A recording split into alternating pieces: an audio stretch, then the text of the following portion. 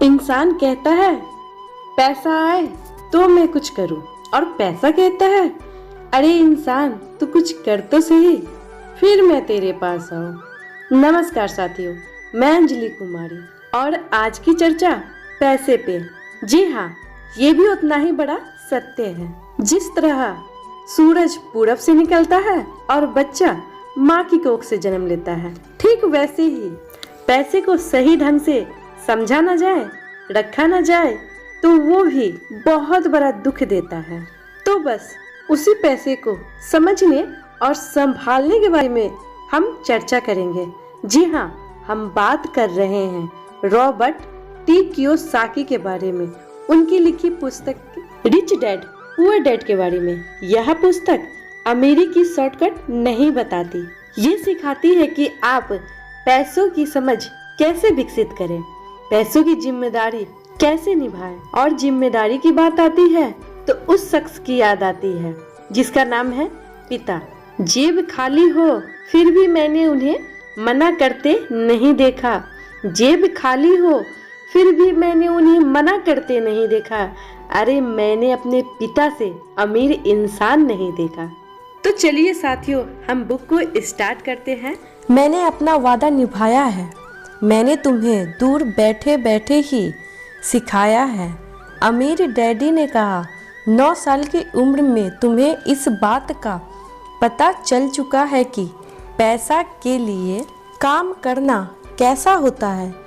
अपने पिछले महीने को 50 सालों से गुना कर लो और उन्हें इस बात का अंदाज हो जाएगा कि ज़्यादातर लोग की ज़िंदगी किस तरह गुजरती है। मैं समझ नहीं पाया। मैंने कहा, जब तुम मुझसे मिलने के लिए लाइन में इंतज़ार कर रहे थे तो तुम्हें कैसा लग रहा था? एक बार नौकरी के लिए और दूसरी बार तनख्वाह बढ़ाने के लिए। भयानक। मैंने कहा, अगर तुम पैसे के लिए काम करने का विकल्प चुनते हो तो ज़्यादातर लोगों के लिए ज़िंदगी का मतलब यही होता है। अमीर डैडी ने कहा, और तुम्हें तब कैसा लगा था जब मिसेस मार्टिन ने तुम्हारे हाथ में 3 घंटे के काम के लिए 3 सिक्के थमाए थे? मुझे लगा था कि यह काफ़ी नहीं है, मुझे लगा था कि यह कुछ भी नहीं है। मैं निराश हुआ था। मैंने कहा, और यही ज़्यादातर कर्मचारियों को लगता है जब वे अपनी तनख्वाह के चेक को देखते हैं, खासकर तब जब उससे टैक्स और बाकी कटौतियाँ कर ली जाती है। कम से कम तुम्हें तो पूरी तनख्वाह मिलती थी, उन्हें तो पूरी तनख्वाह भी नहीं मिलती। आपका मतलब है कि ज़्यादातर कर्मचारियों को पूरी तनख्वाह नहीं मिलती? मैं हैरान था। नहीं, अमीर डैडी ने कहा, सरकार हमेशा अपना हिस्सा पहले ही ले लेती है। सरकार ऐसा कैसे कर सकती है? मैंने पूछा। टैक्स। अमीर डैडी ने कहा, जब आप कमाते हैं तो आप पर टैक्स लगता है, जब आप खर्च करते हैं तो आप पर टैक्स लगता है, जब आप बचाते हैं तो आप पर टैक्स लगता है, जब आप मर जाते हैं तो भी आप पर टैक्स लगता है। लोग सरकार को ऐसा क्यों करने देते हैं? अमीर डैडी, लोग ऐसा नहीं करने देते। अमीर डैडी ने मुस्कुराकर कहा, परंतु गरीब और मध्यवर्गीय लोग ऐसा करने देते हैं। मैं वादा करता हूँ कि मैं तुम्हारे डैडी से ज़्यादा कमाता हूँ, परंतु वे ज़्यादा टैक्स देते हैं। यह कैसे संभव है? मैंने पूछा। 9 साल का बच्चा इस अजीब आंकड़ों को समझ नहीं पा रहा था। कोई आदमी सरकार को ऐसा करने की इजाज़त कैसे दे सकता है? अमीर डैडी चुपचाप बैठे रहे। मैं समझ गया कि वे चाहते थे कि मैं सुनूं ना कि उनसे फालतू के सवाल करूं। आखिर मैं शांत हो गया। जो मैंने सुना था वह मुझे अच्छा नहीं लगा था। मैं जानता था कि मेरे डैडी हमेशा टैक्स का रोना रोते रहते थे, परंतु दरअसल इस बारे में वे कुछ भी नहीं कर पा रहे थे। क्यों जिंदगी उन्हें धक्का दे रही थी। तो साथियों, मेरा ये बुक का ऑडियो आपको पसंद आ रहा हो तो प्लीज़ मेरे चैनल को लाइक कर दे, सब्सक्राइब कर दे और हाँ, बेल आइकन दबाना बिल्कुल ना भूले ताकि मैं जो भी बुक का ऑडियो अपलोड करूँ वो सबसे पहले आप तक पहुँचे। अमीर डैडी मेरी तरफ देखते हुए अपनी कुर्सी में धीमे धीमे और खामोशी से हिलाने लगे। सीखने के लिए तैयार? उन्होंने पूछा।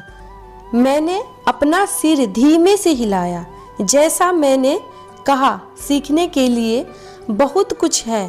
पैसे से अपने लिए काम कैसे करवाया जाए, यह जिंदगी भर चलने वाली पढ़ाई है। ज़्यादातर लोग 4 साल के लिए कॉलेज जाते हैं और उनकी पढ़ाई पूरी हो जाती है। मैं पहले से ही जानता था कि मेरी धन संपत्ति पढ़ाई जीवन भर चलेगी और इसकी वजह यह है कि मैं जितना ज़्यादा जान लेता हूँ चलता है, उससे भी ज़्यादा जानने की मेरी जिज्ञासा बढ़ती चली जाती है।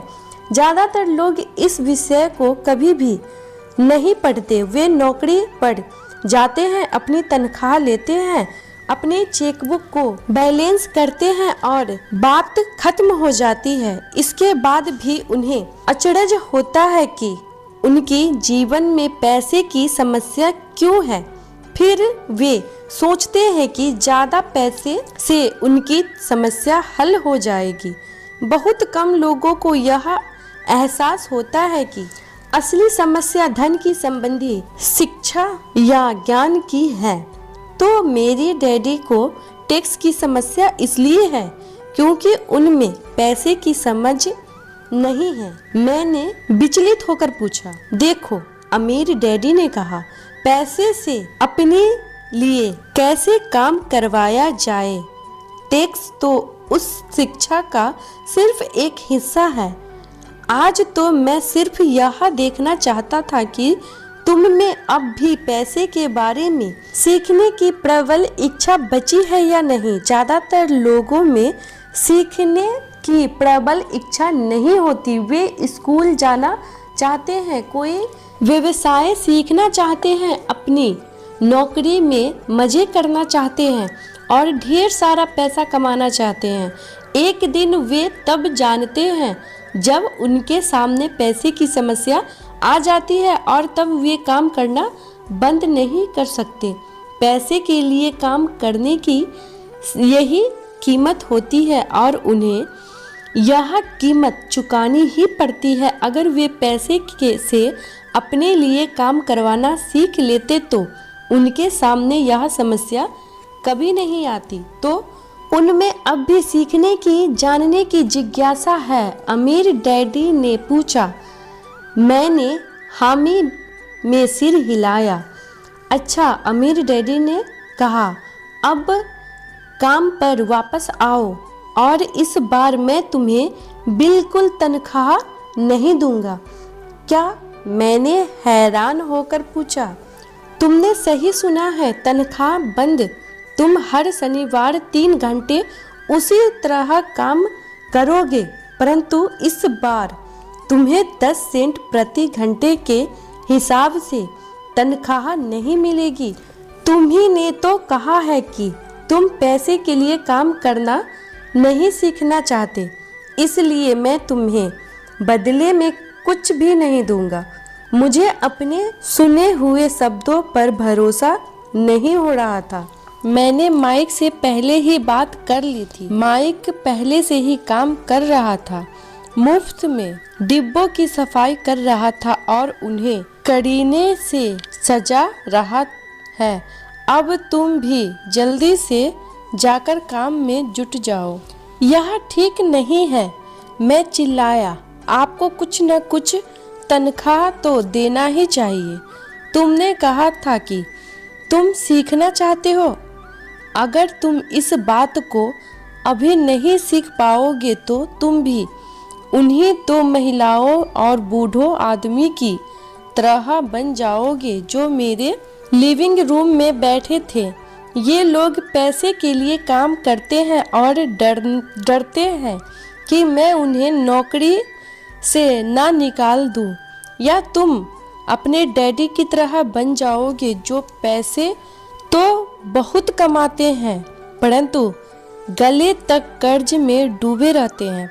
शायद उन्हें यह उम्मीद रहती है कि ज़्यादा पैसे से उसकी समस्या सुलझ जाएगी। अगर तुम यही चाहते हो तो मैं एक बार फिर 10 सेंट के अपने पुराने वादे पर लौटने के लिए तैयार हूँ, या तुम वह कर सकते हो जो ज़्यादातर लोग करते हैं, इस बारे में शिकायत करो कि तनख्वाह बहुत कम है और तुम यह नौकरी छोड़कर दूसरी नौकरी की तलाश शुरू कर दो। मेरी समझ में नहीं आ रहा है कि मैं क्या करूं, मैंने पूछा। अमीर डैडी ने अपने सिर पर उंगली रखी। इसका इस्तेमाल करो, उन्होंने कहा।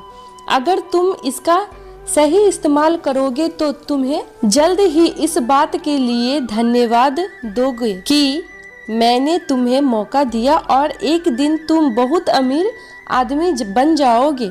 मैं वहाँ यह सोचते हुए खड़ा था कि मुझे कितना कठिन विकल्प दिया जा रहा है। मैं यहाँ अपनी तनख्वाह बढ़ाने आया था और अब मुझे मुफ्त में काम करने के लिए कहा जा रहा है। अमीर डैडी ने एक बार फिर अपनी उंगली को सिर पर रखा और कहा, इसका इस्तेमाल करो। अब यहाँ से जाओ और अपने काम में जुट जाओ।